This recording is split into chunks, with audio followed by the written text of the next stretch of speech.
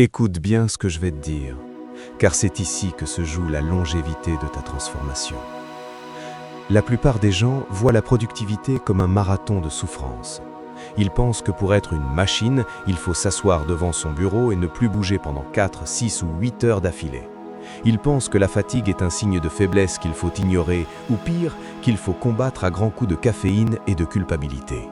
C'est la plus grande erreur de conception que tu puisses commettre. Si tu traites ton cerveau comme un moteur qu'on pousse en zone rouge sans jamais le laisser refroidir, tu ne deviendras pas une machine de guerre.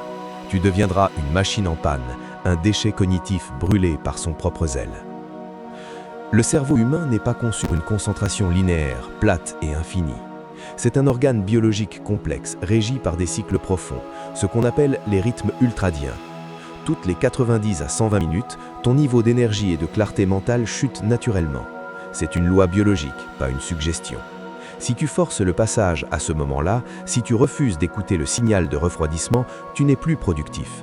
Tu es juste en train de brasser de l'air, de commettre des erreurs invisibles et de bâtir une fatigue résiduelle qui te hantera pendant des jours. La machine, elle, comprend la physique de son énergie. Elle sait que pour maintenir une puissance de sortie maximale sur le long terme, elle doit alterner avec une précision chirurgicale entre des phases d'assaut brutal et des phases de récupération totale. C'est l'essence même du système Pomodoro. D'ici la fin de ce récit, je vais te montrer comment transformer cette technique, souvent réduite à un simple gadget, en une véritable armure contre l'épuisement. Je vais t'apprendre à calibrer tes cycles pour qu'à 18 heures, tu aies produit plus qu'en une semaine de travail classique, tout en ayant l'esprit plus léger qu'au réveil. Nous avons déjà construit ton socle avec la discipline, ton sanctuaire avec le monk mode et ton laser avec le deep work. Aujourd'hui, nous installons le système de régulation thermique de ton moteur. À la fin de ces 15 minutes, tu ne verras plus jamais ton temps comme un bloc monolithique à subir, mais comme une succession de vagues de puissance que tu apprendras à surfer. C'est la promesse d'une endurance illimitée. Mais attention, pour que ce code fonctionne, tu dois arrêter de négocier avec tes pauses. La technique Pomodoro classique, inventée par Francesco Cirillo, te dit de travailler 25 minutes et de te reposer 5 minutes. Pour beaucoup de gens sérieux, cela semble trop court, presque enfantin. Ils disent « je ne peux pas m'arrêter alors que je suis lancé ». Mais c'est parce qu'ils ne comprennent pas la psychologie profonde derrière la minuterie. Quand tu déclenches un chrono de 25 minutes, tu ne fais pas que gérer le temps. Tu crées une urgence artificielle, une micro-loi de Parkinson appliquée à chaque cellule de ta journée. Comme nous l'avons vu dans le chapitre 4, le travail s'étend pour remplir le temps disponible. Si tu te dis que tu as toute la matinée pour finir ce rapport, ton cerveau va paresser. Mais si le compte à rebours défile devant tes yeux, si tu sais que dans 15 minutes la session s'arrête quoi qu'il arrive, ton focus se resserre instantanément. Tu ne travailles plus sur un projet, tu mènes un assaut contre la montre. Cette pression constante empêche ton esprit de s'éparpiller. Tu sais que la pause arrive, alors ton cortex préfrontal peut maintenir l'effort. La machine ne se demande pas si elle a encore de la motivation, elle exécute le cycle jusqu'au signal. Mais le véritable secret de la machine, le point de rupture où tout le monde échoue, ne réside pas dans les 25 minutes de travail. Il réside dans les 5 minutes de pause. Écoute bien ceci.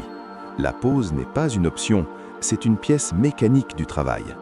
La plupart des gens gâchent ce moment crucial en vérifiant leurs messages, en scrollant sur Instagram ou en lisant des nouvelles anxiogènes. C'est un acte d'auto-sabotage. En faisant cela, tu ne recharges pas ta batterie, tu changes juste le type de décharge. Tu satures ton cerveau de nouvelles stimulations, de nouveaux visages, de nouveaux résidus d'attention. Pour la machine, la pause est un acte technique de maintenance pure.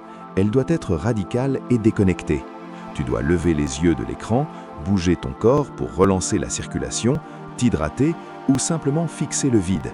Le but est de ramener ton excitation neuronale à son niveau de base le plus vite possible. Tu dois créer un contraste total entre l'intensité de l'assaut et le calme du refroidissement. C'est ce contraste qui permet de replonger dans la session suivante avec la même force que la première. Si tu ne sais pas te reposer radicalement, tu ne sauras jamais travailler profondément. Maintenant que tu as compris l'importance vitale du refroidissement, nous allons passer à la calibration avancée de ta machine. La règle des 25-5 est un point d'entrée, un réglage d'usine pour les esprits encore fragiles et facilement distraits. Mais une machine d'élite, une machine capable de concentration profonde, comme nous l'avons vu dans le chapitre précédent, peut avoir besoin de cycles plus longs. Si tu travailles sur une tâche d'une complexité extrême, comme l'écriture d'un code complexe, la conception d'une stratégie d'entreprise ou la création artistique, 25 minutes peuvent parfois sembler frustrantes. C'est là que tu dois apprendre à ajuster tes curseurs. La machine ne suit pas aveuglément une règle, elle optimise son rendement. Tu peux passer à des cycles de 50 minutes de travail suivis de 10 minutes de pause, ou même à la règle d'or des rythmes ultradiens de 90 minutes d'assaut total suivi de 15 à 20 minutes de récupération radicale. Mais attention, ne change pas de réglage en plein vol.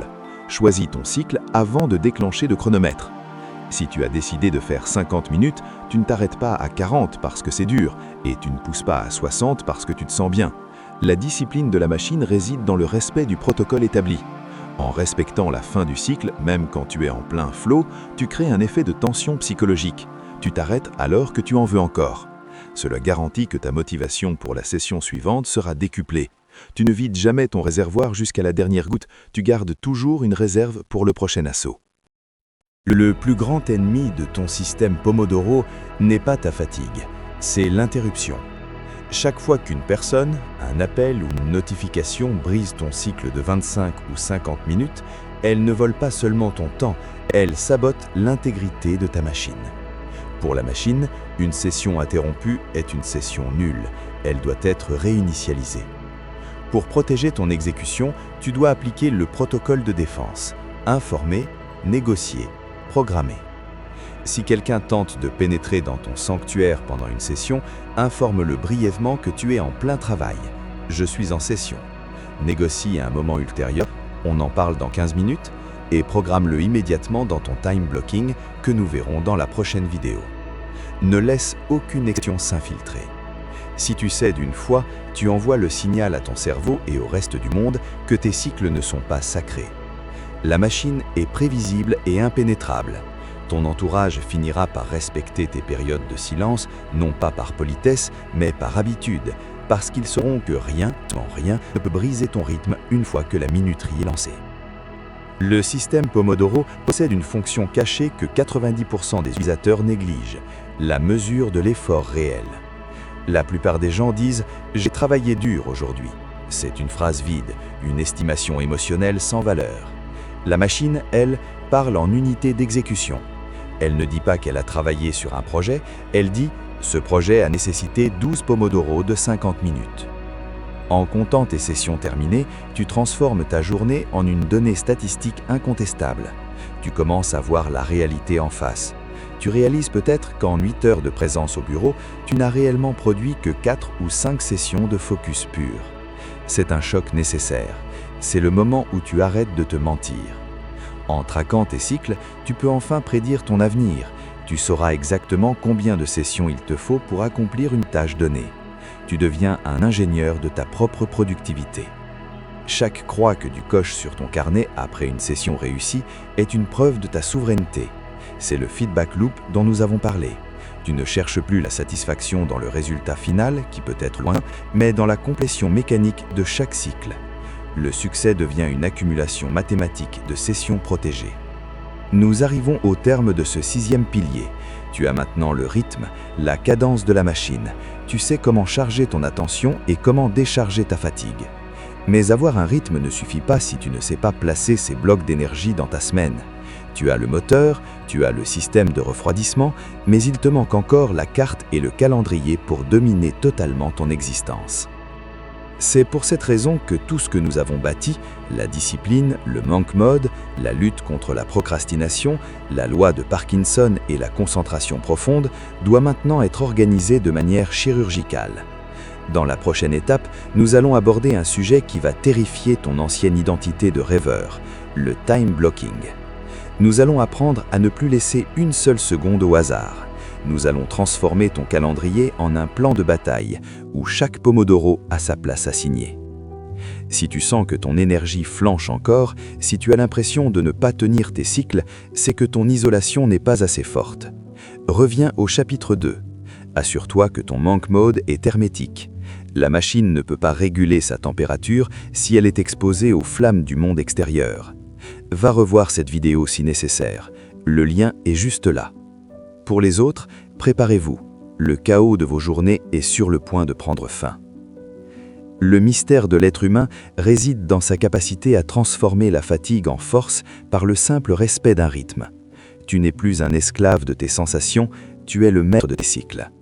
Agis en conséquence. Le chrono tourne. Sois la machine.